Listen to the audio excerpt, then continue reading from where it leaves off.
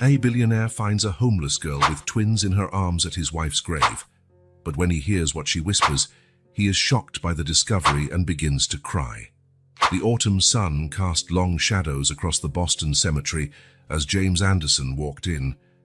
The 45-year-old billionaire, dressed in a flawless suit, stood out in the somber setting. Approaching Sarah's grave, James noticed something unusual. A girl around 5 years old was seated near the headstone, holding two twin babies in her lap. Intrigued, James hid behind a nearby statue, quietly observing the scene. "Thank you, Aunt Sarah." The girl's voice broke the silence. "Thank you for taking care of us. Michael and Madison are doing okay, see? I promise I'll keep taking care of them, just like you taught me." Her words hit James like a punch. He felt tears rolling down his cheeks, something that hadn't happened for years. Confused, James touched the tears. Why was he crying? He was James Anderson, the ruthless businessman. He had no time for sentimentality. "Aunt Sarah," the girl went on, "sometimes it's hard. I try to be strong for the twins, but I miss Mom and Dad so much. Do you think they're proud of me?" James felt his heart shatter. The maturity in the child's voice was devastating. He watched the girl carefully adjust the babies in her lap, softly humming to calm them. "You're both so good," she murmured to the twins. "Aunt Sarah would be proud of how you're growing. She always said you'd be strong and brave, just like Mom and Dad." James grew even more curious. Who were these children? How did Sarah know them? "Aunt Sarah, I'm trying to be strong like you taught me. I'm taking care of the twins the best I can. But sometimes I wish you were still here." The girl sniffled, wiping her nose on her sleeve. "Remember that picnic we had here? You brought tasty sandwiches and told funny stories about you and Mum when you were little. I wish we could do that again." James was taken aback. Sarah had brought these children for picnics in the cemetery. How had he never known about this? "Aunt Sarah, do you think things will get better one day?" "You always said they would, but sometimes it's hard to believe." James wanted to shout yes, that things would get better, that he would make sure of it, but the words got stuck in his throat. The girl fell silent for a moment, simply stroking the babies. Then, with surprising resolve, she stood up, still holding the twins. "Well, Aunt Sarah, I think it's time for us to go. It's getting cold and the twins need to eat. Thank you for letting us stay here today. We'll come back soon, I promise." "Say goodbye to Aunt Sarah, Michael and Madison," she said softly. The babies made small sounds that could almost pass for farewells. James watched, paralyzed, as the girl walked away from the grave, carefully carrying the twins. "See you later, Aunt Sarah. I love you." With those words, she began her journey out of the cemetery. James remained where he was, his heart pounding. He knew he had to do something, but he was frozen in place. As he watched the children move further away, James felt a growing sense of urgency. He couldn't let them just walk off. He couldn't pretend he hadn't seen what he saw, heard what he heard. With one last look at Sarah's grave, James made a decision. He stepped out of his hiding place, determined to follow the children. He needed to know more. He needed to understand. As he moved silently behind them, James felt his world turn upside down. Each step carried him away from his orderly life, leading him into unknown, frightening territory. But for the first time in years, James Anderson felt something other than apathy. He felt fear, yes, but also curiosity, concern, and surprisingly, a glimmer of hope. While following the children out of the cemetery, James had no idea what awaited him, but he knew his life would never be the same again. James trailed the children discreetly through the streets of Boston, keeping a safe distance. Emily, carrying the twins, pressed on with determination despite the obvious weight. Her small figure moved with a purpose that seemed out of place in someone so young. After a long walk that even tested James's endurance, they reached the edge of his property. To his surprise, the children headed for an abandoned house he hadn't even known existed on his land. The building was in ruins, with broken windows and a partially collapsed roof. James felt a pang in his chest as he watched Emily carefully enter, navigating the dark interior with unsettling familiarity. Heart pounding, James approached the house quietly. He found a broken window through which he could observe the interior without being seen. What he saw made his stomach turn. The inside of the house was desolate. Broken furniture was scattered across the floor. The peeling walls showed signs of dampness, and there was no sign of electricity or running water. The air was thick with the smell of mold and abandonment. Emily placed the twins on an old mattress on the floor, covering them with tattered but clean blankets. With practiced movements, she lit a few candles, casting a weak, flickering light across the gloomy room. Horrified, James watched as Emily prepared an improvised meal. She pulled out some pieces of stale bread and scraps of food that appeared to have been collected from trash cans.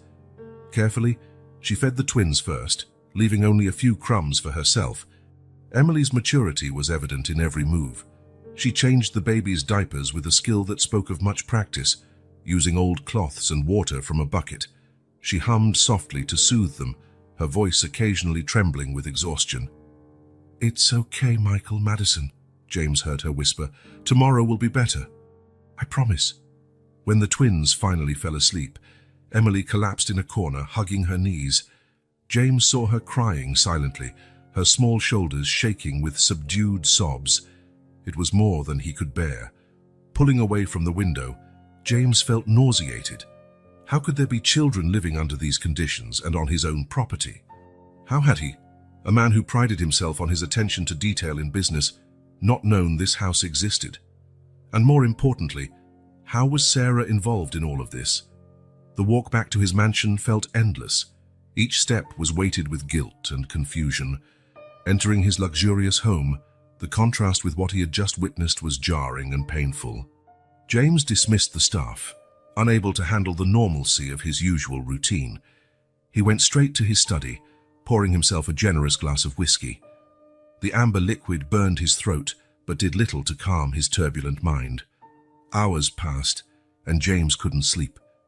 He spent the night pacing back and forth in his study, wrestling with himself. The image of Emily, caring for the twins with a dedication beyond her years, wouldn't leave his mind. Should he help the children? But how?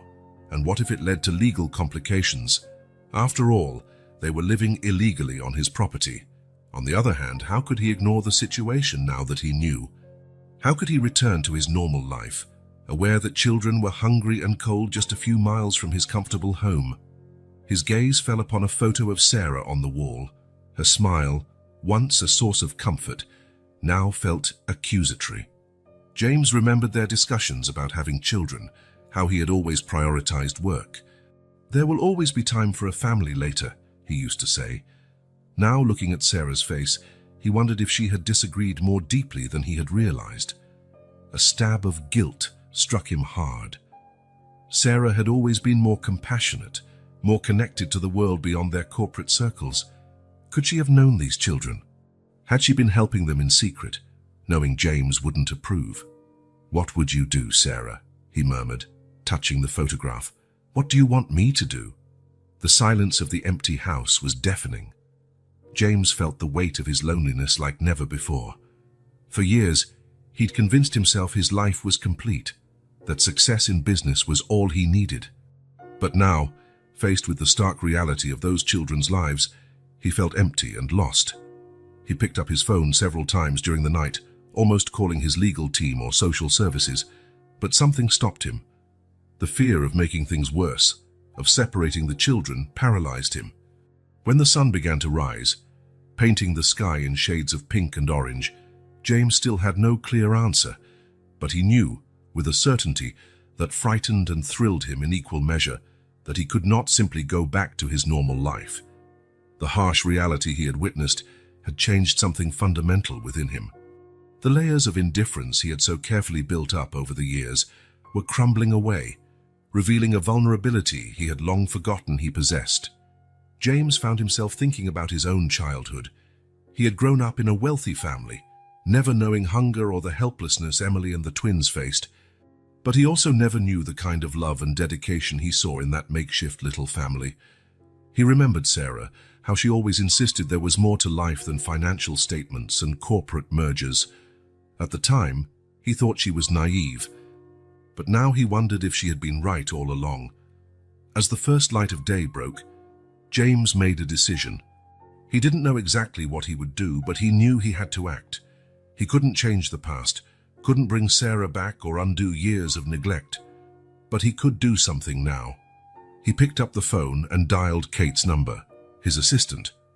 When she answered, her voice still groggy, James spoke with a determination that surprised even himself. "Kate, cancel all my appointments for today and get the car ready. I have something urgent to take care of." There was a pause on the other end. When Kate spoke again, her voice was alert and concerned. "Is everything all right, Mr. Anderson? Did something happen?" James hesitated for a moment. How could he explain what had happened? How could he put into words the transformation he felt inside? "Yes, Kate, something happened. And I think for the first time in a long while, something truly important is about to happen." After hanging up, James went to his closet. He walked past the expensive suits and Italian shoes, opting for simpler, more discreet clothing. As he dressed, his gaze fell on an old box in the back of the closet. With trembling hands, he opened it. Inside, he found memories of Sarah, photos, letters, small objects she had treasured. Among them was an envelope he had never noticed before. Curious, James opened it. Inside, there was a letter addressed to him, written in Sarah's elegant handwriting. With his heart pounding, he began to read. "My dear James, if you're reading this, it's because you've finally found the courage to look beyond the world you've built for yourself. There's so much I wanted to tell you, so much I wished we could share. But you were always so focused on work, so certain that success in business was all that mattered. There are children, James. Children who need help. I found them by chance, and I couldn't turn away. I tried to tell you, but you were always so busy. So I did what I could on my own. I know you're probably confused and maybe even angry, but I ask you to open your heart. These children have no one but each other. And maybe, just maybe, they can show you that there's more to life than spreadsheets and contracts. It's not too late, James. It's never too late to make a difference. With love, Sarah." James felt tears rolling down his cheeks as he finished reading. The letter trembled in his hands. So many lost years, so many wasted opportunities. But Sarah was right. It wasn't too late.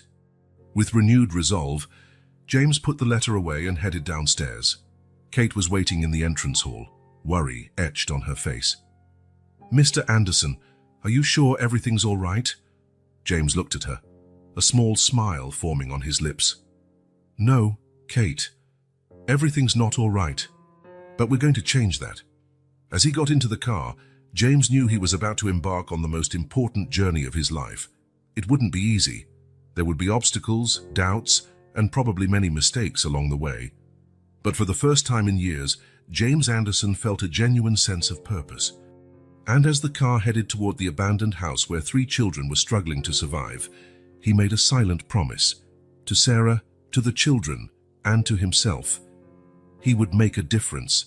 Somehow, in some way, he would make a difference. The day was just beginning, and with it, a new chapter in James Anderson's life. A chapter of redemption, discovery, and perhaps even love. James called Kate into his study. "Look into 3 children discreetly. Emily, age 5, and the twins Michael and Madison. They're staying in an abandoned house on my property." Surprised, Kate nodded and left to investigate. Hours later, Kate returned, alarmed. "Mr. Anderson, the situation is dire. Emily has pneumonia and the twins are malnourished. I took them to Boston Children's Hospital." Shocked, James grabbed his coat. "We're going there right now." At the hospital, Dr. Martinez greeted them. "Mr. Anderson, what is your relationship with these children?"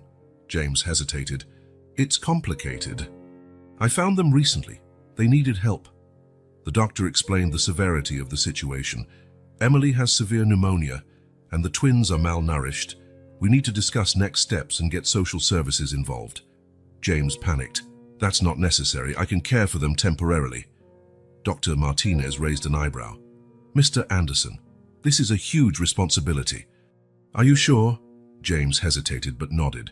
"Yes, I'm sure." "All right, let's discuss the necessary treatment." The doctor detailed each child's condition. Trying to keep it practical, James declared, "I'll provide whatever treatment is needed. Cost is not an issue." Dr. Martinez took him to see the children. James hesitated at the door, seeing them hooked up to tubes and monitors. In the following days, James stayed at the hospital, more out of obligation than affection. He signed documents for temporary custody and discussed treatment plans, but he kept an emotional distance. Emily woke up confused and scared. James tried to explain the situation, his tone more formal than comforting. The girl studied him distrustfully. James felt uncomfortable under her gaze, unsure of how to act. As the children improved, James found himself increasingly involved in decisions about their care, constantly consulting doctors and nurses for guidance. Dr. Martinez observed their interactions. "Mr. Anderson, these children will need more than medical care. Are you prepared for that?" James nodded, more out of determination than emotional connection. "I'll do what's necessary."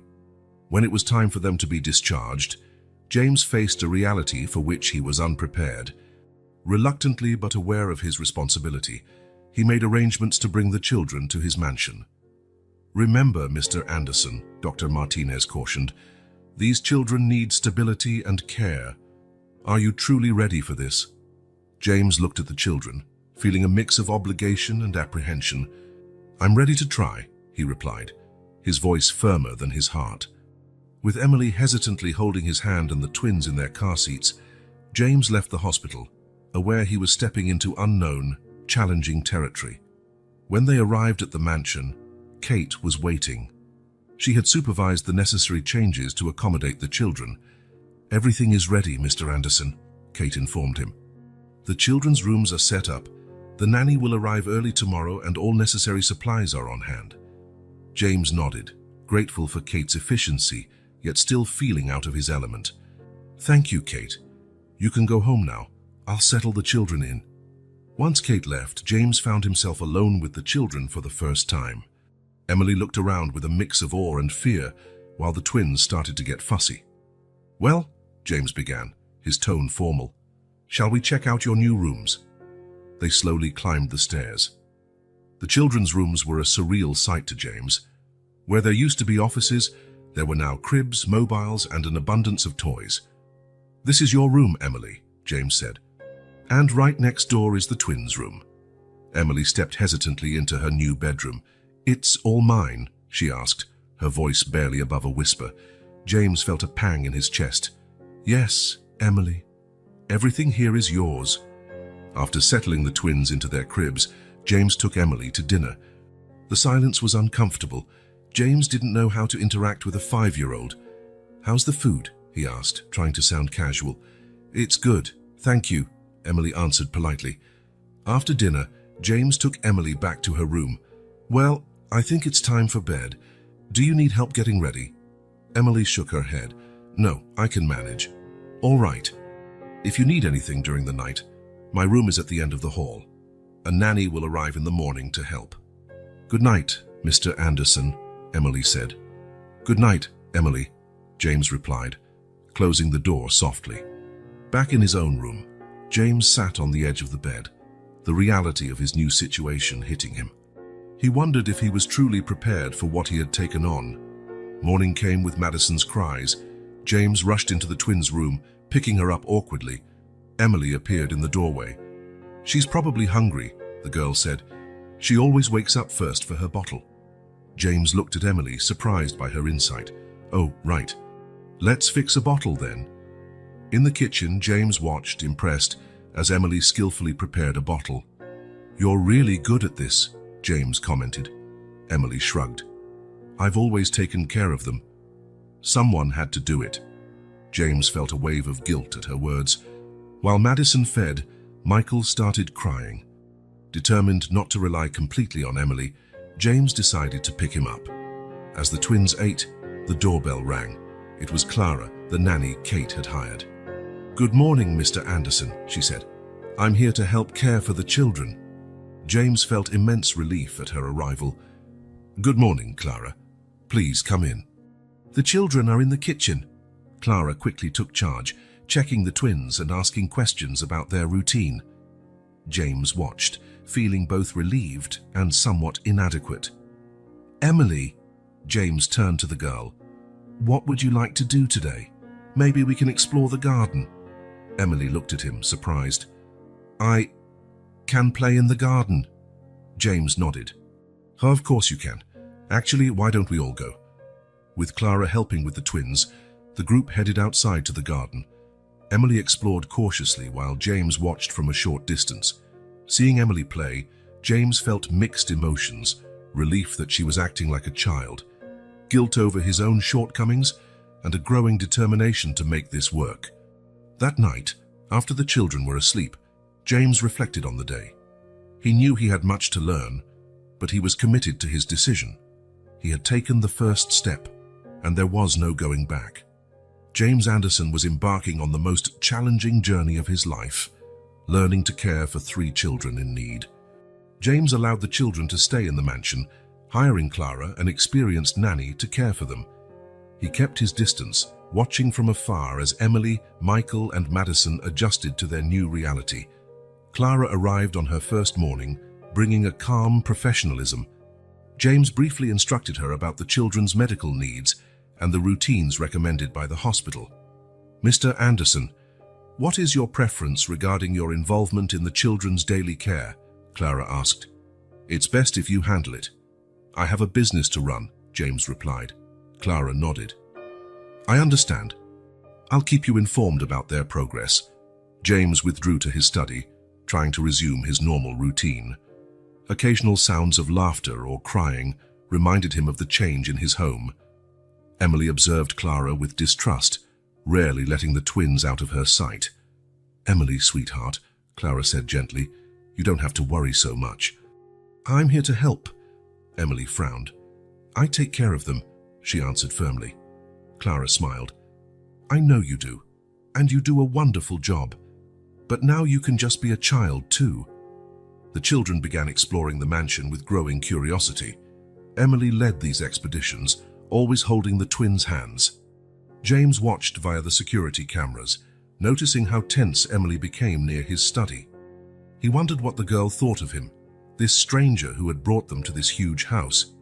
One afternoon, during an important video conference, James heard a commotion in the hallway. Irritated, he stepped out to investigate. He found Emily trying to calm Madison, who was crying uncontrollably. Clara had stepped away briefly, leaving Emily momentarily alone with the twins. James stood there, unsure how to act. Emily looked at him, her eyes pleading for help, but also full of distrust. I'll call Clara, James said, retreating back to his study. The disappointed look on Emily's face haunted him for the rest of the day. That night, unable to sleep, James wandered through the mansion. He stopped outside the children's room, listening to their soft breathing. Memories of Sarah came rushing back, along with their debates about having kids. James, we can't put this off forever, Sarah would say, her face a mixture of hope and frustration. Now isn't the right time, he always replied, focused on his next meeting, his next acquisition. The weight of regret overwhelmed him. How many opportunities had he missed? How much time had he wasted chasing success at the expense of having a family? In the following days, James noticed subtle changes in his routine. Meetings were occasionally interrupted by the children's noises. He found himself checking the security cameras more often, watching Emily play with the twins in the garden, or help Clara feed them. One morning, James decided to have breakfast in the kitchen, something he never did. His entrance caused an immediate hush. Emily watched him cautiously while helping Madison with her food. Good morning, James said, trying to sound casual. Good morning, Mr. Anderson, Clara responded with a smile. Emily just nodded, quickly turning her attention back to the twins. James poured himself some coffee, sitting at the table. The silence was palpable, broken only by the sound of the babies eating. How are they adjusting? James asked Clara, avoiding Emily's gaze. They're doing well, Clara answered. The twins are gaining weight properly, and Emily's been a huge help. James nodded, noticing the small, proud smile on Emily's face when she heard the praise. In the days that followed, James began showing up more frequently for meals, asking occasional questions about the children's activities. He even spent some afternoons watching them play in the garden, though he kept a safe distance. Emily, meanwhile, started to relax a little more. She was still protective of the twins, but James caught her smiling more often, especially when she played with the new toys he had provided. One night, James heard crying coming from the children's room. He went over, ready to call Clara, but heard Emily's gentle voice. "Shh, it's all right, Michael," she murmured. "We're safe here. Mr. James won't hurt us. He's nice, I think." James felt his heart clench at those words. He realized how scary this must have been for Emily, being taken to a strange house with a man she barely knew. That night, James dreamed of Sarah. She was smiling at him, surrounded by laughing children in a sunny garden. "See, James," she said in his dream. "It's not so scary, is it?" James woke up with tears in his eyes, realizing all he had lost and all he now had the chance to gain, weighing on his heart. The next morning, James found himself considering spending more time with the children, but fear and uncertainty held him back. Instead, he settled for watching them from afar, noticing how Clara skillfully cared for the twins and gently encouraged Emily to play and relax. James watched through the security cameras as Clara took the children for a picnic in the garden. He saw Emily hesitate before joining in one of Clara's proposed games, her face lighting up with a genuine smile when she managed to complete the activity. These moments made James question his choices. He wondered if he should be out there, joining in. But whenever he considered it, something held him back. Fear, insecurity, or perhaps the deeply ingrained habit of keeping an emotional distance. As the days passed, James noted subtle changes in Emily. She was still protective of the twins, but she began trusting Clara more. James saw her laughing more often, exploring the mansion with growing confidence. One afternoon, while working on his laptop in the living room, James heard a commotion in the hallway. Stepping out to investigate, he found Emily struggling to reach a book on a high shelf. Before he could intervene, Clara appeared, gently helping Emily retrieve it. "Thank you," Emily said shyly. "You're welcome, sweetie," Clara responded with a warm smile. "How about we read it together?" James watched as they settled on a nearby couch, Emily curling up beside Clara while she started to read. He felt a pang of something, envy, regret. James wasn't sure, but the scene left him unsettled. That night, after the children were asleep, James called Clara into his study. "How are they really adjusting?" he asked, his voice betraying a concern he rarely showed. Clara studied him for a moment before replying, "They're improving, Mr. Anderson. The twins are thriving with proper care. Emily's trying. She still has moments of fear and distrust, but she's starting to open up." James nodded, absorbing the information. "And do they ask about me?" Clara hesitated. "Emily occasionally asks questions. She seems curious about you, but also cautious." James felt a tightness in his chest. He wanted to ask more, to know exactly what Emily thought of him, but something held him back. "Thank you, Clara," he said finally. "Keep up the good work."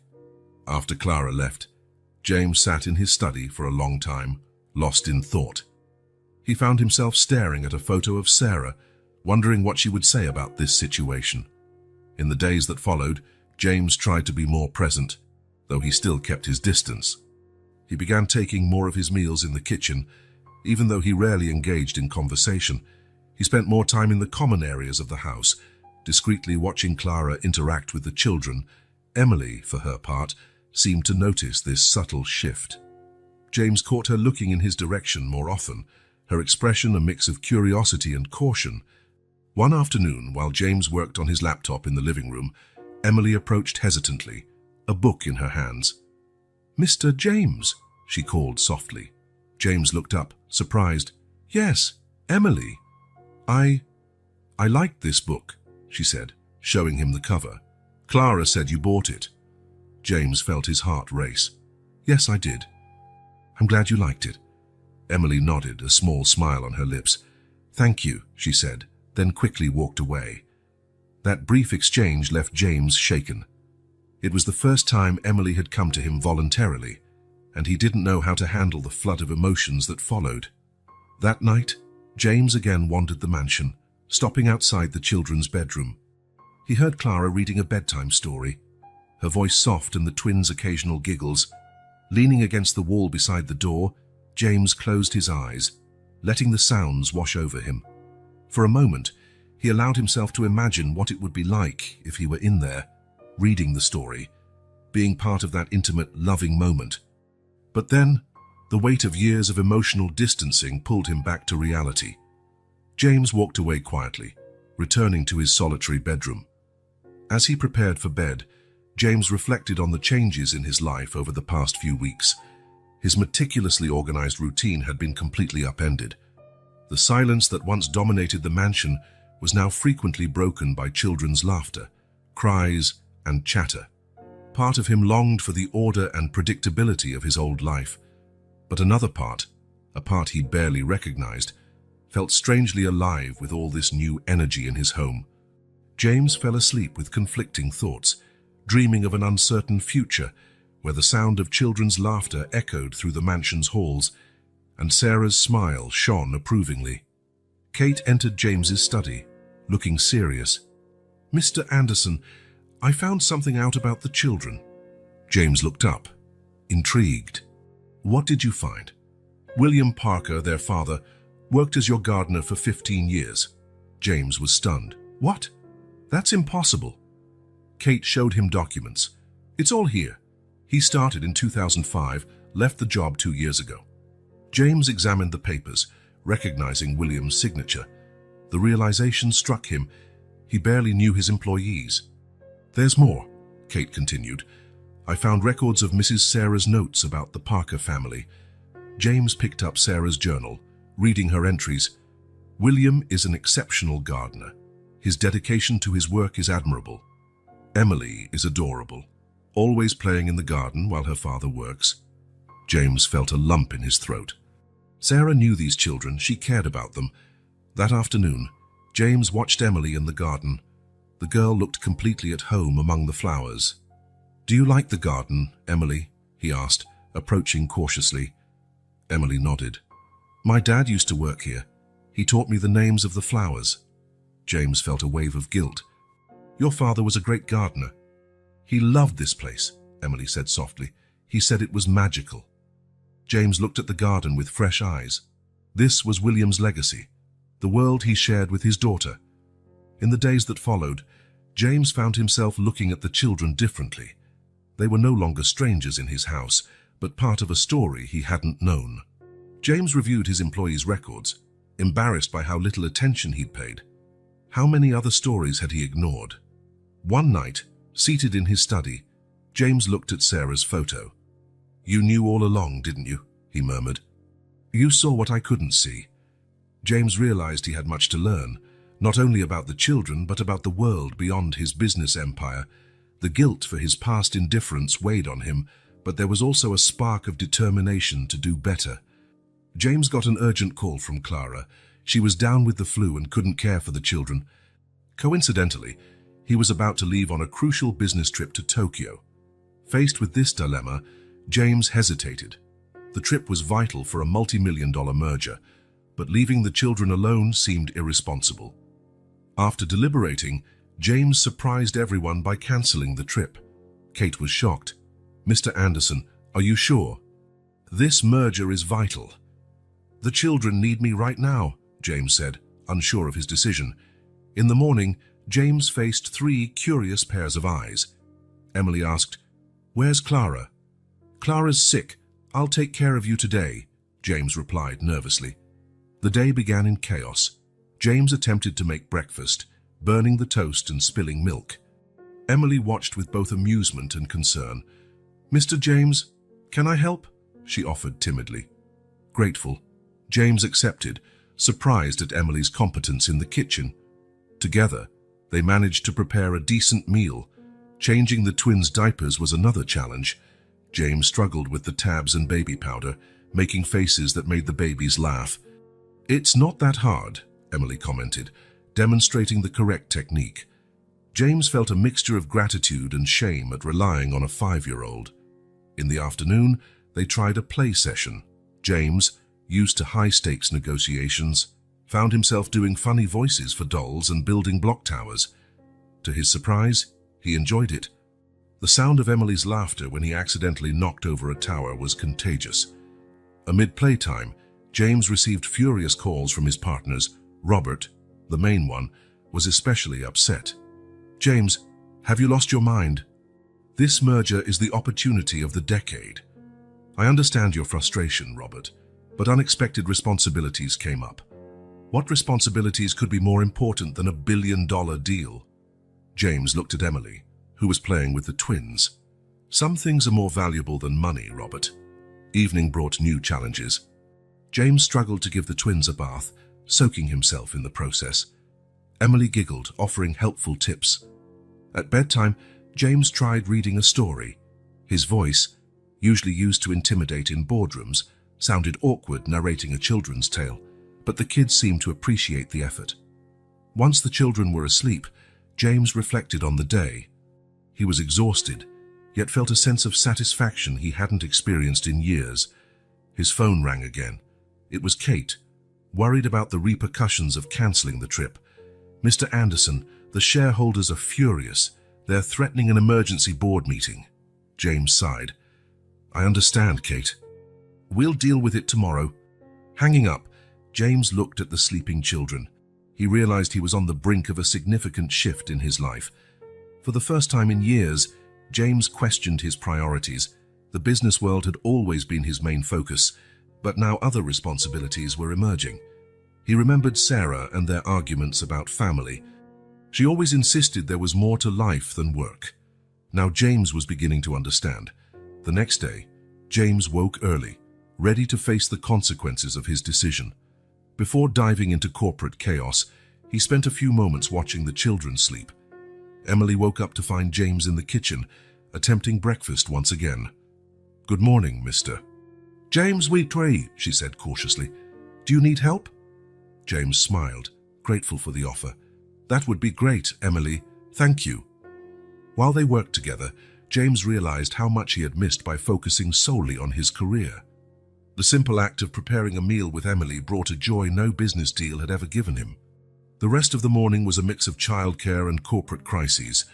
James alternated between changing diapers and handling angry shareholder calls. During a brief lull, Emily approached James, who was visibly stressed after a particularly difficult call. "Mr. James?" she asked softly. "Are you okay?" James looked at her, surprised by her concern. "Yes, Emily. It's just some problems at work. My dad always said problems seem smaller when you're in the garden," Emily offered timidly. James considered her words. "You know what? Your dad was a wise man. How about we all go to the garden?" Time in the garden was therapeutic. James watched Emily play with the twins, feeling a peace he hadn't experienced in a long time. The worries about the cancelled merger and angry shareholders felt distant. In the afternoon, Robert showed up at the mansion, furious. "James, what are you thinking? We're on the brink of a corporate disaster," James greeted him calmly. "Robert, I understand your frustration, but I've realized there's more to life than mergers and acquisitions." Robert looked incredulously at the children playing in the garden. "You're throwing away years of hard work for this?" "I'm not throwing anything away," James replied firmly. "I'm gaining something I didn't know I needed." Their argument was interrupted by Emily, who approached timidly with a flower in her hand. "Mr. James, look what I found," James smiled, taking the flower. "It's beautiful, Emily. Thank you." Robert watched the interaction, his anger giving way to confusion. "James, what's happening to you?" "I'm learning to be more than just a businessman, Robert. Maybe you should try it too."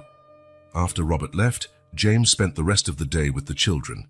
They played, told stories, and even tried cooking dinner, with mixed results and lots of laughter. That night, as James put the children to bed, he felt a wave of emotion. Emily hugged him before going to sleep, something she had never done before. "Thank you for today, Mr. James," she whispered. James felt tears in his eyes. "Thank you, Emily." Alone in his study, James reflected on the events of the past few days. He knew he would face serious repercussions at work, but for the first time in his life, that didn't seem so important. Looking at Sarah's photo, James smiled. "You were right all along," he murmured. "There's so much more to life than I ever imagined." That night, James slept with a new perspective. The unexpected responsibilities he had once feared had become a transforming experience. He knew the path ahead would be challenging, balancing his professional life with his new commitments. But for the first time in years, he looked forward to the future. James found Sarah's hidden journal in a forgotten drawer. Hesitantly, he opened it and began to read. March 10th. I dream of becoming a mother. James doesn't understand my desire for a family. Today I saw a mother with her baby in the park and felt a deep ache. When will we have that? James felt a lump in his throat. He kept reading. April 15th. Another argument about kids. James only talks about work and money. He said, it's not the right time. When will it be? I feel so alone. Guilt started to weigh on James. He flipped the pages, finding more painful entries. June 2nd. I tried talking about adoption. James didn't even consider it. He said children would disrupt our life or his. July 20th. I met the new gardener's family today. William Parker has a lovely wife and a little girl named Emily. Seeing them together made me cry afterward. Why can't I have that? James paused, vaguely remembering William. He kept reading. August 15th. William mentioned his wife is expecting twins. They're happy but worried about finances. I wish I could help more. September 3rd. I decided to help the Parkers in secret. James wouldn't approve, but I can't ignore children in need. I'll start setting aside some of my money for them. James was stunned. Sarah had a secret plan to help the children who were now in his home. He continued reading, discovering how Sarah had gotten closer to the Parker family. October 10th. I spent the afternoon with Emily while William worked. She's adorable. I taught her the names of flowers. For a moment, I could pretend she was my daughter. November 25th. The twins were born, Michael and Madison. They're perfect. I helped with some hospital bills. William and his wife are so grateful. I wish I could do more. James felt tears welling up. Sarah had forged a deep connection with these children, filling a void he had refused to acknowledge. December 14th. James didn't even notice I spent the whole day out. I took Emily and the twins on a picnic. Emily calls me Aunt Sarah now. My heart aches with joy and sadness. Guilt consumed James. He had been so focused on his career that he never noticed Sarah's pain or her hidden actions. January 30th. William is worried. His wife isn't well. I promised I'd look after the children if anything happened. It's the least I can do. James realized Sarah had committed to these children long before he knew they existed. March 15th. Tried talking to James about the Parkers. He barely listened. Sometimes I wonder if he even sees me anymore. The pain in Sarah's words was palpable. James remembered all the times he'd ignored her, prioritizing meetings and deals. April 2nd. William's wife is worse. I spent the day at the hospital with the children. Emily is so strong, but she's scared. I wish I could bring them home with us. James closed his eyes, picturing Sarah comforting Emily, caring for the twins. She would have been a wonderful mother. April 20th. It's official. I'm the children's guardian if something happens to William and his wife. They have no one else. I haven't told James. He wouldn't understand. James felt a mix of shock and admiration. Sarah had taken on a huge responsibility without his knowledge. The final entry in the journal made James freeze. May 5. Something's wrong. I've been feeling ill. I'm going to the doctor tomorrow. I'm scared, but more worried about the children. If something happens to me, who will care for them? James doesn't even know they exist. I need to find a way to protect them. James closed the journal, tears streaming down his face.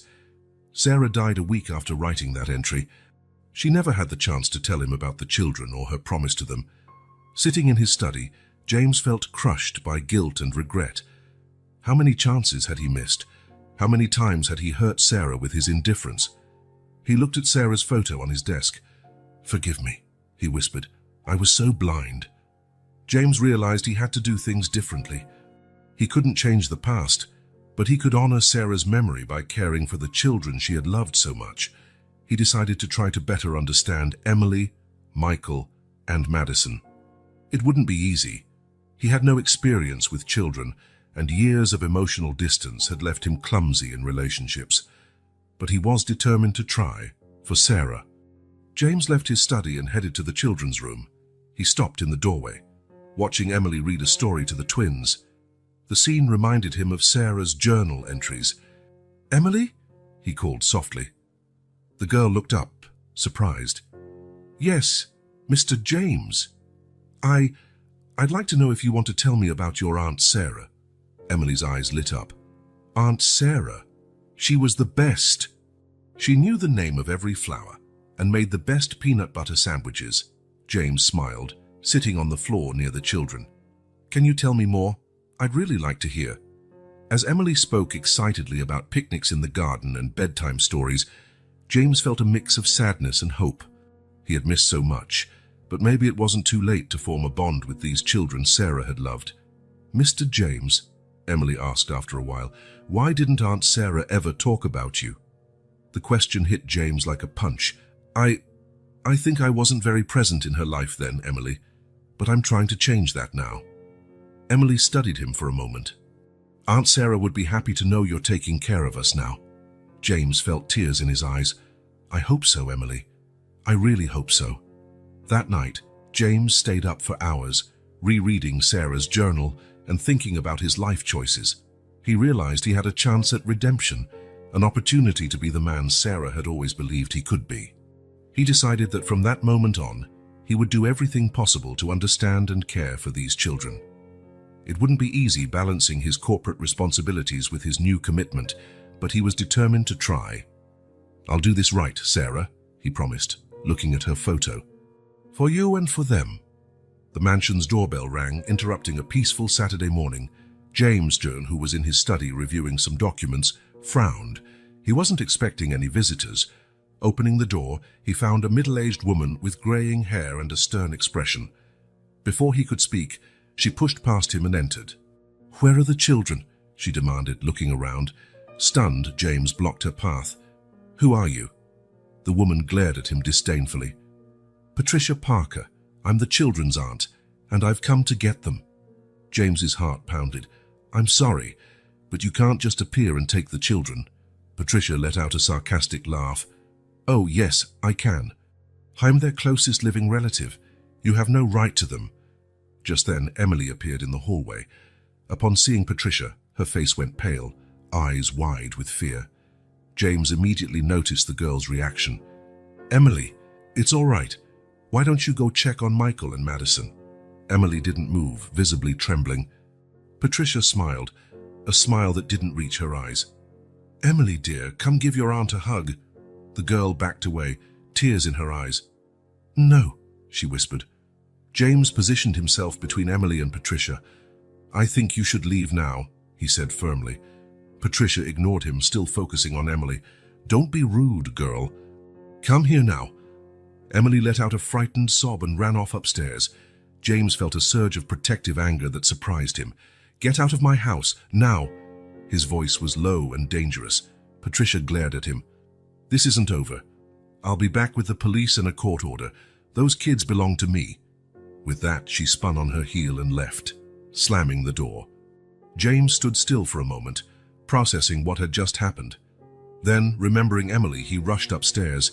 He found the girl huddled in the twins' room, clinging to Michael and Madison protectively. All three of them were crying. James approached slowly, kneeling down beside them. "It's okay now, she's gone." Emily looked at him, fear shining in her eyes.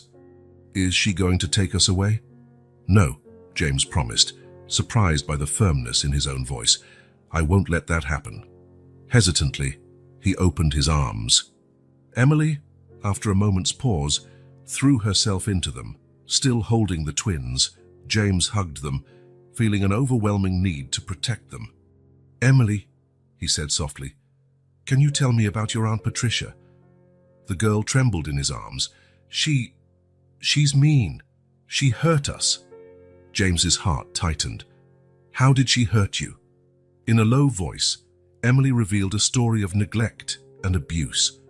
Patricia had left them without food, locked them in dark rooms, yelled at them, and sometimes even hit them. James fought the nausea rising in his throat. How could anyone harm such innocent children? "Listen to me, Emily," he said, looking into her eyes. I promise I'll do everything I can to keep you safe. Patricia will never hurt you again." Emily studied him, seeming to judge the honesty of his words. Then, slowly, she nodded. James spent the rest of the day with the children, comforting them and reassuring them they were safe. That night, after tucking them into bed, he went to his study and picked up the phone.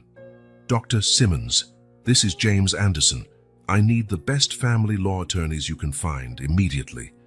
In the days that followed, the mansion turned into a hub of legal activity. Lawyers came and went. Documents were signed. Strategies discussed. James threw himself into the process, determined to understand every aspect of the case. He spent hours studying custody laws, legal precedents, anything that might help. At the same time, he increased security at the mansion. Cameras were installed, guards hired. He wasn't taking any chances with the children's safety. Emily, still shaken by Patricia's visit, clung to James more than ever. He spent more time with the kids, reading stories, playing in the garden, simply being there. One night, he found Emily crying quietly in her room. "What is it, sweetheart?" he asked, sitting beside her on the bed. "What if she comes back?" Emily sobbed. "What if she takes us away?" James hugged her, feeling a surge of protectiveness he'd never known before. "I won't let that happen, Emily, I promise." He began to grasp what true protectiveness meant. It wasn't just legal resources or physical security, it was emotional reassurance, being a safe harbor. The children, sensing his determination, drew closer to him. Emily started seeking James out for comfort when she was scared. The twins, though too young to fully understand, seemed calmer in his presence. The legal battle intensified.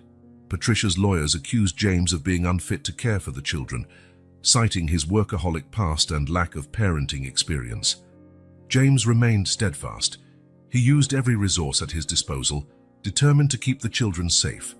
His lead attorney, Dr. Simmons, was impressed by his dedication. "Mr. Anderson, I've rarely seen anyone fight so fiercely for children who aren't biologically theirs." James reflected on that. "They might not be mine biologically, but they're mine in every way that counts." Patricia's threat united James and the children in a way he never expected.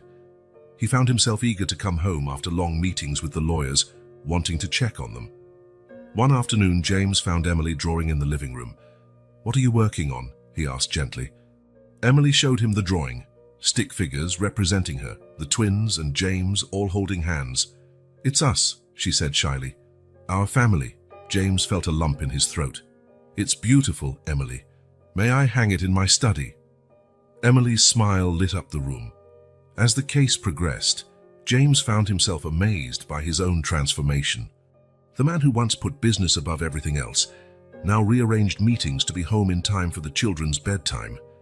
His partners noticed the change.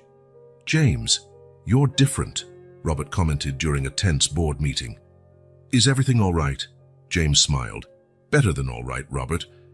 I think I've finally found something more important than work." One night, as James was putting the twins to bed, he heard a noise from Emily's room. Rushing in, he found her in the throes of a nightmare, screaming and thrashing. "Emily, wake up. It's just a dream," he said, gently shaking her. The girl woke with a start, terror in her eyes. Seeing James, she threw herself into his arms, sobbing. "She was here," Emily cried. "She was taking us away." James held her tightly. "It was just a dream, sweetheart. You're safe. I'm here." He stayed with Emily until she fell back asleep, softly singing a lullaby he vaguely remembered from his own childhood. Looking at the sleeping girl, James felt a renewed determination. He would do anything to protect these children, to keep them safe and happy. The next morning, James had an idea. He called Emily in for a talk. "Emily, I know you're scared your Aunt Patricia might come back," he began gently, "but I want you to know I'm doing everything I can to stop that. Would you like to see how we're doing it?" Emily nodded, curiosity in her eyes.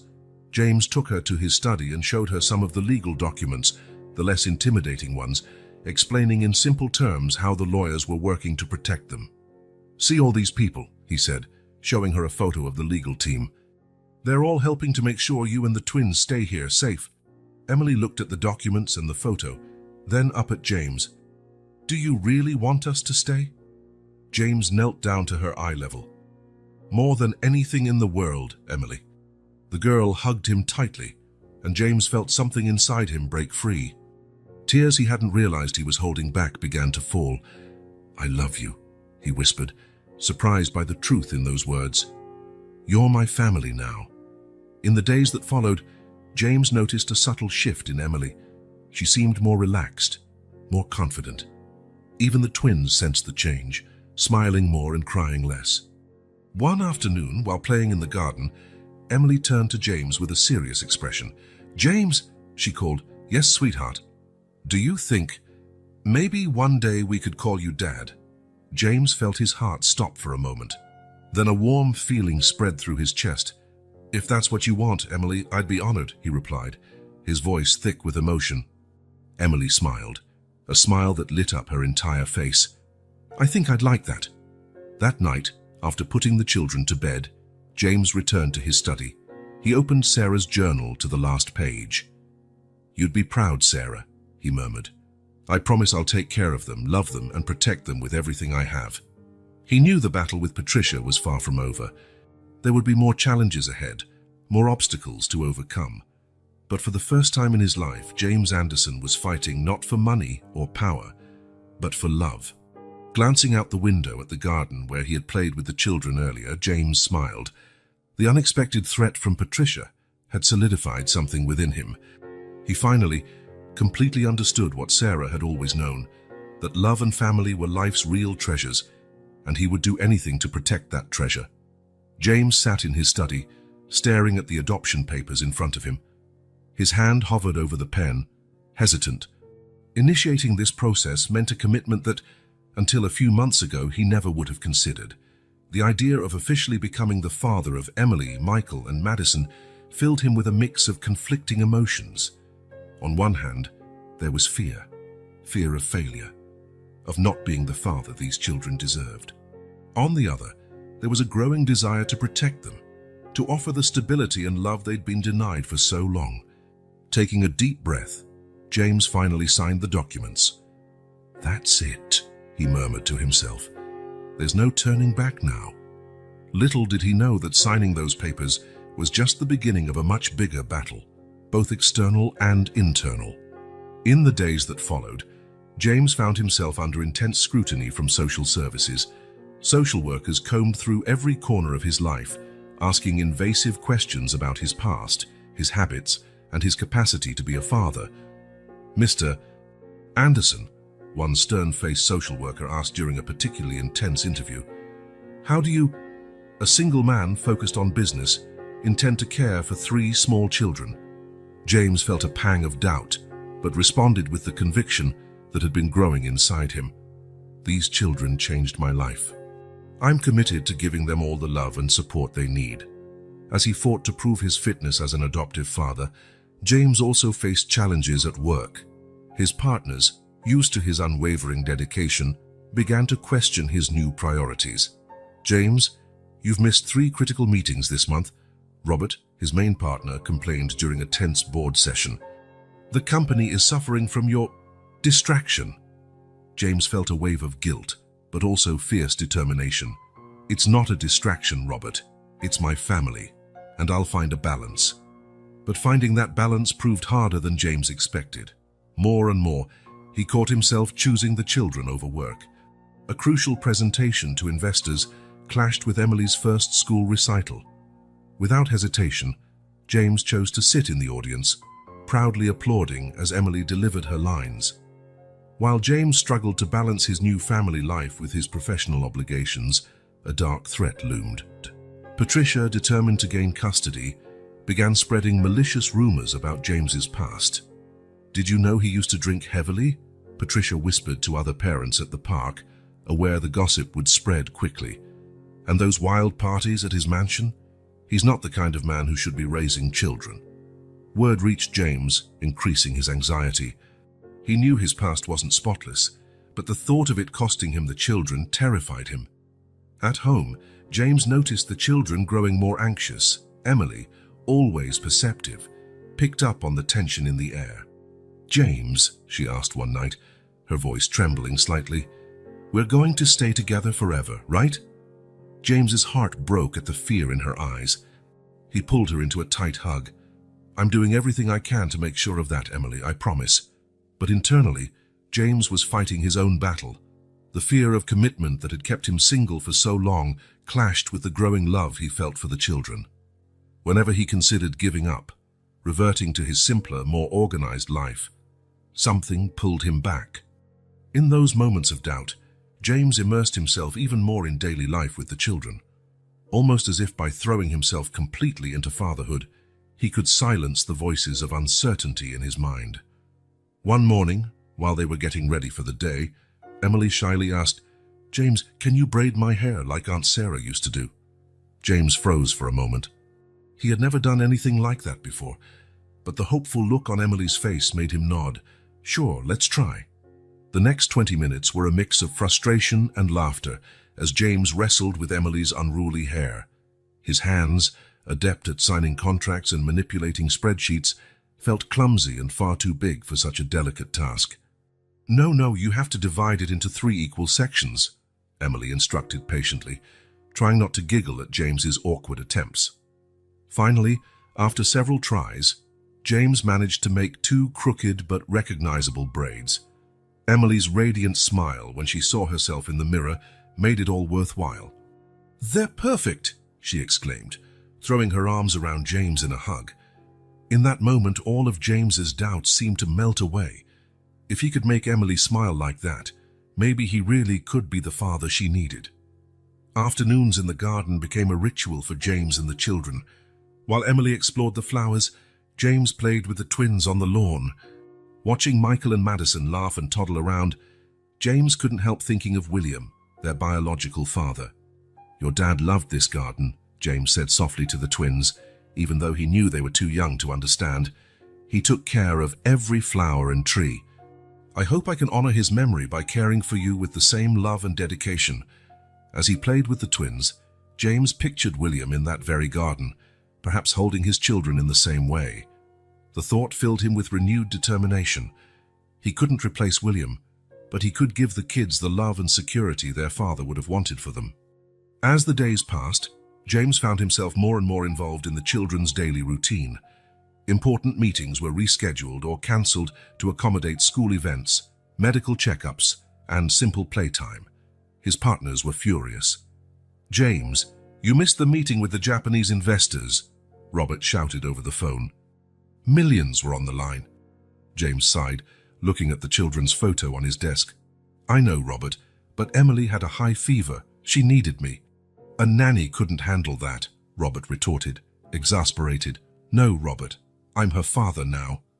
It's my job to be there for her." The words came out before James could think, and he realized with a shock that he truly believed them. Somehow, without him noticing, these children had become the most important thing in his life. James's transformation didn't go unnoticed by the children. Emily, ever observant, saw how he was more present, more engaged. The twins, though too young for words, responded to James's love and attention with smiles and increasingly frequent laughter. It was during a quiet evening, as James read a bedtime story to the twins, that it happened. Michael, drowsy and snug in James's lap, mumbled something that made James's heart stop. "Daddy," the boy said softly, his eyes already closing with sleep. James froze, hardly daring to breathe. Next to him, Madison, not wanting to be left out, also mumbled a "da-da." The tears came before James could stop them. He hugged the twins tightly, his heart overflowing. "Yes," he whispered, voice thick with emotion. "I'm your daddy, always." In that moment, every doubt and fear James had about fatherhood disappeared. He understood, with absolute clarity, that there was nothing he wanted more than to be these children's father. The next morning, James looked at himself in the mirror and barely recognized the man looking back. Where once stood a relentless executive fixated on profits and acquisitions, there was now a father with dark circles from sleepless nights and a smudge of baby food on his shirt. And, surprisingly, he liked what he saw. James realized he was changing, evolving in ways he never imagined possible. The man who once considered children a burden now couldn't imagine life without Emily, Michael, and Madison. Still, the battle was far from over. Social services continued their relentless investigation. Patricia was still a real threat to his new family, and his partners were increasingly dissatisfied with his new priorities. But now, James faced these challenges with renewed resolve. He was no longer fighting just for himself. He was fighting for his family. For Emily, who relied on him for protection. For Michael and Madison, who called him Daddy with such innocent love. One afternoon, while working in his home office, James heard a commotion coming from the children's room. Rushing over, he found Emily trying to calm the twins, who were sobbing inconsolably. "What happened?" James asked, picking up Madison while Emily held Michael. "They had a nightmare," Emily explained, her own voice trembling. "I think they dreamed about Aunt Patricia taking us away." James's heart twisted. He sat on the bed, pulling Emily and Michael close, forming a group hug with all three. "Listen up, all of you," he said softly but firmly. "No one is taking you away. We're a family now, and families stay together. No matter what happens, I'll always be here to protect you." As the children calmed down in his arms, James felt a wave of love and protectiveness so strong it nearly stole his breath. He realized then that he wasn't just changing. He had already changed. The old James Anderson, the man who prioritized business above all else, was gone. In his place stood a father, willing to do anything to protect and love his children. That night, after the children finally fell asleep, James returned to his study. He looked at the pile of contracts and reports on his desk, documents that once would have consumed all his attention. Now they seemed insignificant compared to the photos of the children adorning his workspace. James picked up his phone and dialed a familiar number. "Robert, it's James. We need to talk. Things have to change at the company. My family comes first now, and we need to find a way to make this work." As he spoke, James felt a peace he hadn't felt in years. He knew the road ahead would be tough. The adoption fight was far from over. Patricia was still a threat, and restructuring his professional life would be a massive challenge. But for the first time in his life, James Anderson was ready to fight. Not for money or power, but for something far more precious. The love of 3 children who had stolen his heart and transformed his life in ways he never could have imagined. And as he looked at the pictures of Emily, Michael, and Madison, James knew deep in his soul that there was no battle he wouldn't face for them. Because now he was more than just James Anderson, the business magnate. He was a father, and that, he realized, was the most important and rewarding role he had ever played in his entire life. The day of the final hearing arrived, bringing a palpable tension. James adjusted his tie nervously as he entered the courtroom, his eyes immediately searching for Emily, Michael, and Madison. The children sat with Clara, the nanny, in the front row. Emily gave him a small, brave smile that made his heart clench. Across the aisle, Patricia glared at James with disdain. Her lawyer, a slick-looking man named Mr. Simmons, whispered something in her ear. James felt a wave of apprehension but took a deep breath, remembering why he was here. The judge entered, and everyone rose. "You may be seated," he said, his grave voice echoing through the room. "We are here for the final hearing in the custody case of Emily, Michael, and Madison Parker. Mr. Anderson, Ms. Parker, are you present?" "Yes, Your Honor," they both answered in unison. The judge nodded. "Very well. Before we proceed, are there any preliminary matters the parties wish to address?" At that moment, Mr. Simmons stood up. "Your Honor, my client would like to make an offer to Mr. Anderson."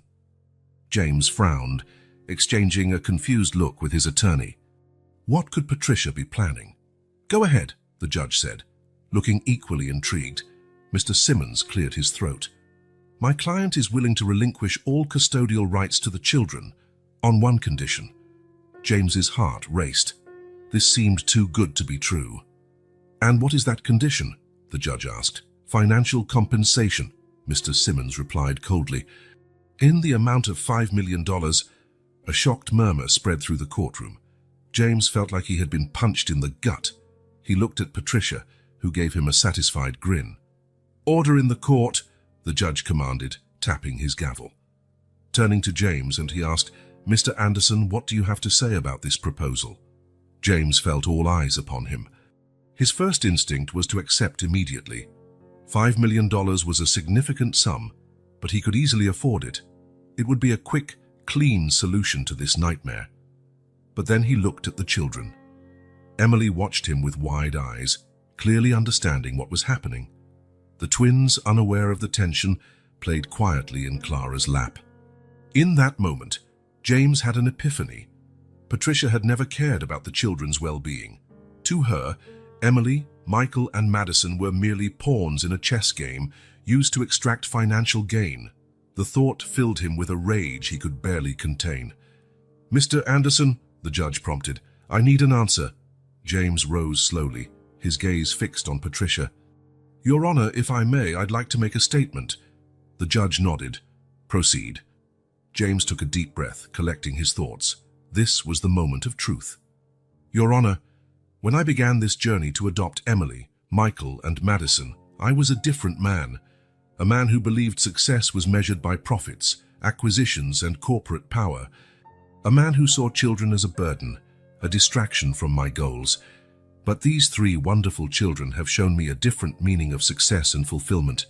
They showed me that life is about more than financial statements and contracts." He paused, looking back at the children with a gentle smile on his face. "They've taught me about unconditional love, about sacrifice, about the joy of watching someone grow under your care. They've taught me that there are things in this world far more important than any business deal." James turned toward Patricia. "Mrs. Parker's offer made me realize something vital. She has never truly cared about the children's welfare. To her, Emily, Michael, and Madison are assets to be traded, not precious lives to be nurtured and protected." Patricia shifted uneasily in her seat, her face reddening with anger.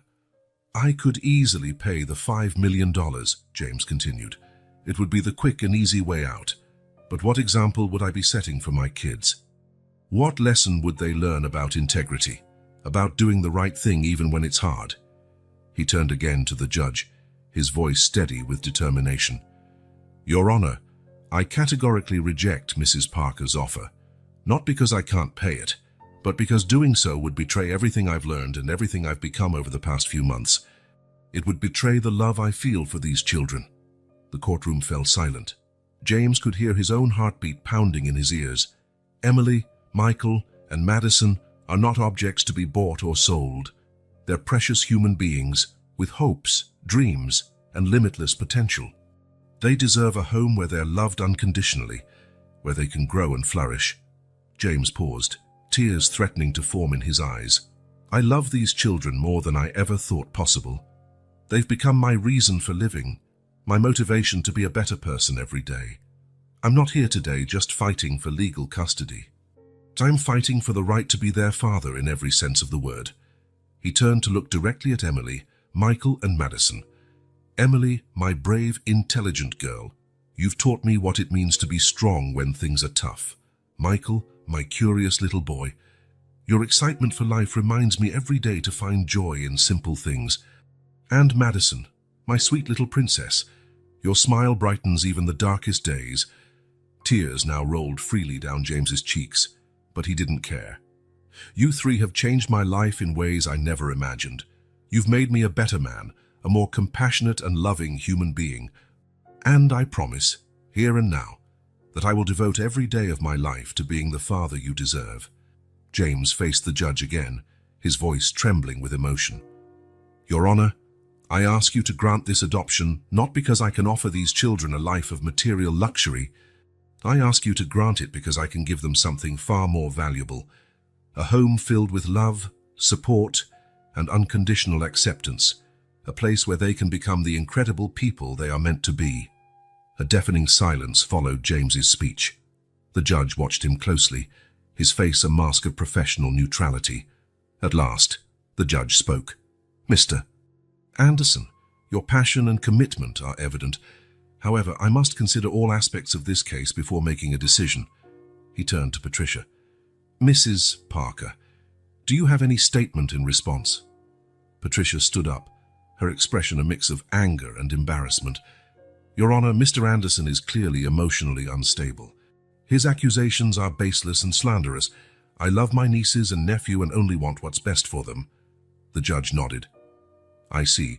Mr. Simmons, does your client still maintain the offer to relinquish custody in exchange for financial compensation?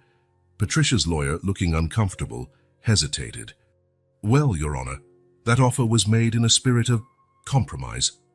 I understand, the judge said dryly. Should I interpret this as an admission that your client's primary concern was financial gain rather than the children's welfare? Mr. Simmons stammered, unable to form a coherent reply. The judge sighed deeply. Very well. Having heard all parties and considered all the evidence presented throughout this case, I'm ready to deliver my decision.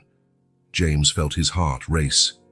This was the moment that would define the rest of his life and the lives of Emily, Michael, and Madison. It is the opinion of this court that the children's best interests are served by granting full adoption to Mr. James Anderson. James could hardly believe what he was hearing. He had won. The children were officially his. Mr. Anderson has demonstrated not only the financial capacity to care for the children, but, more importantly, a genuine commitment to their emotional well-being and development. His willingness to prioritize integrity and love over financial convenience is commendable. The judge turned to Patricia. As for Mrs. Parker, this court views with extreme concern her attempt to monetize custody of the children. Such behavior raises serious doubts about her suitability as a guardian. Patricia looked as though she wanted to protest, but a stern look from the judge silenced her. The adoption is granted, effective immediately. Mr. Anderson, congratulations. You are now the legal father of Emily, Michael, and Madison Anderson. James could barely contain his emotion. Tears of joy streamed down his face as he turned to look at the children. Emily reacted first. With a joyous cry, she jumped over the barrier and ran into James's arms. "Daddy!" she shouted, clinging to him tightly. Michael and Madison, too young to fully grasp what was happening, sensed the excitement. They squirmed in Clara's arms, reaching out for James. James scooped up the twins, hugging all three children tightly. "We're together now," he whispered, his voice choked with emotion. "Forever." The entire courtroom seemed moved by the scene. Even the stoic judge wore a small smile. "Mr. Anderson," the judge said softly, "would you like to make any final remarks?" Still holding the children, James nodded, his face shining with happiness. "Today marks the start of a new journey for our family," he began, "a journey I never would have imagined a few months ago." He looked lovingly at each of the children. "Emily, Michael, Madison, you have transformed my life in ways I couldn't have foreseen. You taught me about love, sacrifice, and joy." James paused, swallowing the lump in his throat. "I promise you, right here and now, that I will spend every day of my life being the best father I can be. I will love you unconditionally, support your dreams, and stand by you through every challenge life brings." He looked around the room, his eyes shining with conviction. "For those who doubted my ability to be a father, or who thought my former life of business success defined me completely, I say this: people can change. Love has the power to transform us, to make us see the world and our priorities in a whole new way." James smiled, placing a gentle kiss on each child's forehead. "Emily, Michael, Madison, you are my greatest success, my greatest joy, my most precious legacy. Thank you for choosing me as your father." The courtroom erupted in spontaneous applause. James hardly noticed, entirely absorbed in the embrace of his children. As the excitement subsided and people began to file out, James took a moment for silent reflection. His thoughts drifted to Sarah. "Oh, Sarah," he thought, "how proud you would be of this moment. You always knew there was more to life than business success. You saw the potential in me to be more, to love more deeply." James pictured Sarah smiling at him, her eyes glowing with approval. He could almost hear her voice. "I knew you could do it, James. I always knew there was a big heart inside you, just waiting to be awakened." With the children still in his arms, James walked out of the courtroom into the bright sunlight. The future stretched out before them, full of promise and possibility. "Let's go home, kids," James said softly. "Our home." As they walked together, James knew they would face challenges in the days to come. Raising 3 children wouldn't be easy, especially balancing his responsibilities as a single father with the demands of his career. But looking at the beaming faces of Emily, Michael, and Madison, James knew every challenge would be worthwhile. He had found his true purpose in life and looked forward to every moment of the journey ahead. That evening, after putting the children to bed, James sat in his study, reflecting on the incredible journey that brought him to this point. He picked up a photo of Sarah from his desk, running his finger over her face. "Thank you, Sarah," he whispered. "Thank you for showing me the way, even when I was too blind to see. I promise I'll honor your legacy of love every day by taking care of these wonderful children you helped bring into my life." James set Sarah's photo aside and picked up a more recent picture, a selfie he'd taken with the children at the park. Their faces radiated pure happiness, and James smiled, feeling complete. This is only the beginning, he thought. With renewed determination, he prepared himself for the joys and challenges that lay ahead as the father of Emily, Michael, and Madison. James knew that, with love and dedication, his new family could face anything. Satisfied, he turned off the light in the study and went to check on the children one last time before bed, grateful for the journey that had led him here. Morning sunlight bathed the Anderson mansion in a golden glow, revealing just how much had changed over the course of a year. What was once a cold, impersonal fortress now pulsed with warmth and life.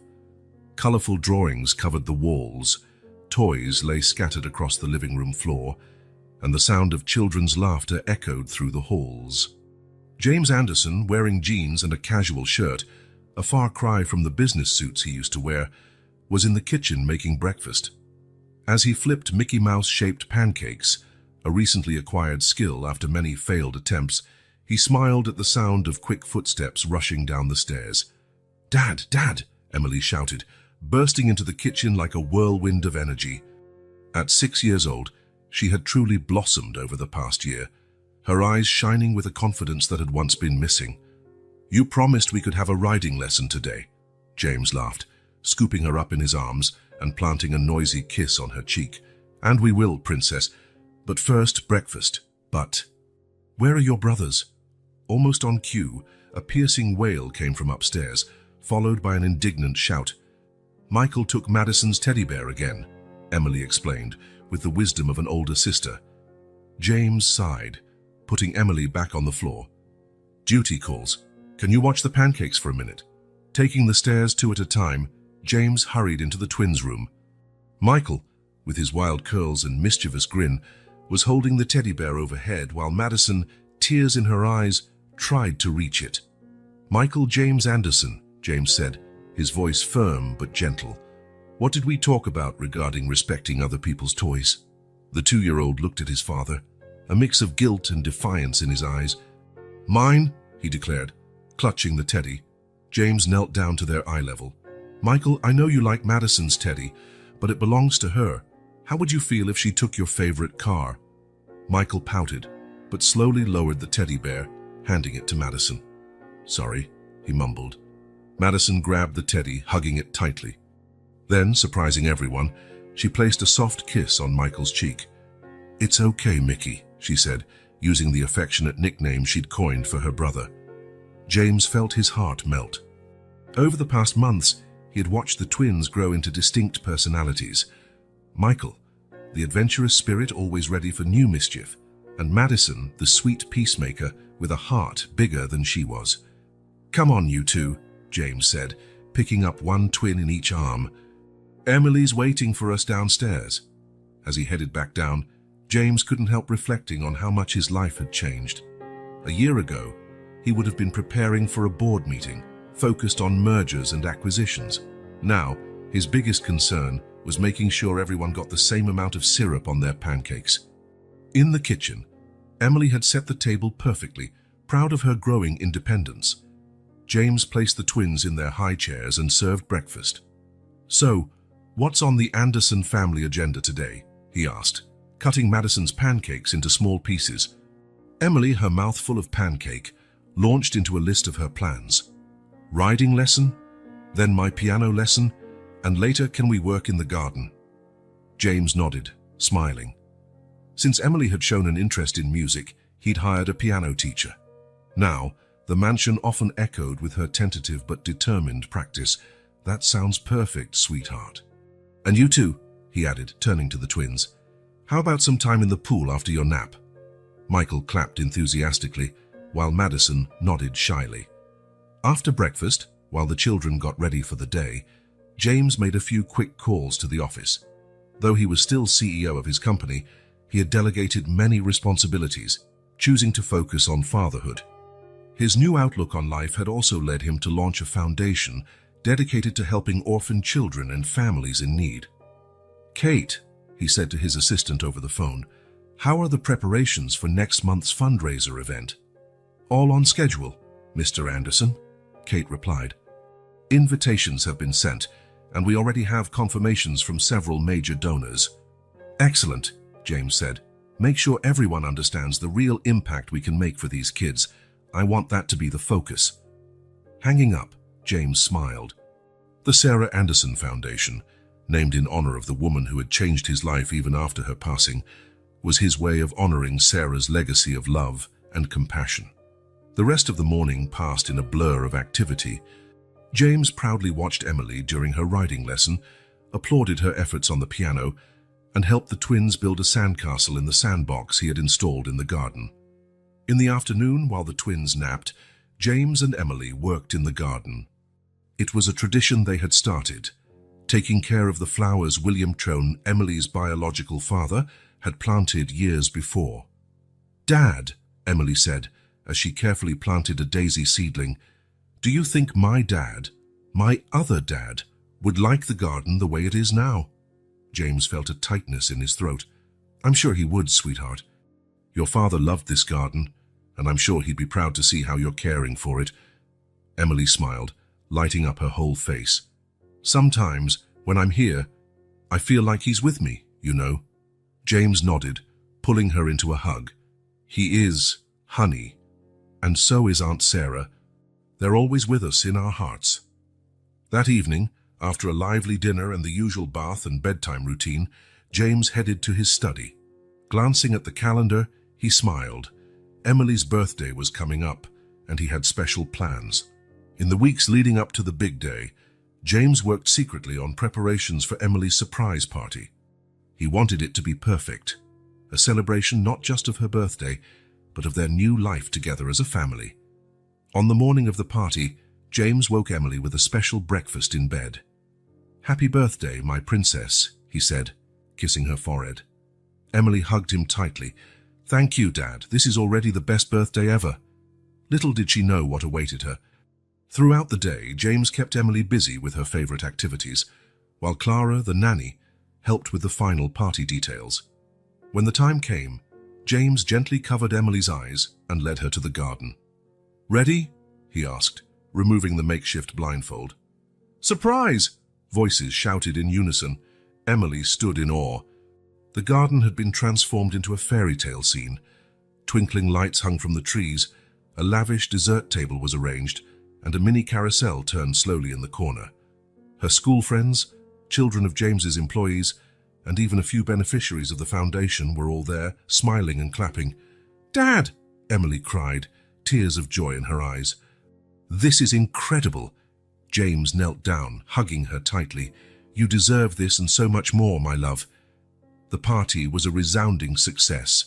Children laughed and played, adults chatted animatedly, and happiness filled the air. James observed it all with a smile, his heart brimming with gratitude. In a quiet moment, he stepped away to watch the scene before him. Emily, radiant in her princess dress, played with the twins. Michael ran in circles, his contagious laughter echoing through the garden, while Madison danced gracefully to the music. James felt a hand on his shoulder. Turning, he saw Robert, his old partner, now a friend. Who would have guessed, Robert said, smiling. James Anderson, the corporate shark, throwing a princess party? James chuckled. Life has a funny way of surprising us, doesn't it? Robert nodded, his expression turning serious. You've changed, James, for the better. These kids, They brought something back in you that I didn't even know was missing." James looked at the children again, a wave of emotion washing over him. "They saved me, Robert. They showed me what really matters in life." After the party ended and the guests left, James gathered the children. "I have one more surprise for you," he said quietly. They drove to the cemetery, James carrying a bouquet of flowers. Standing before Sarah's grave, the family paused.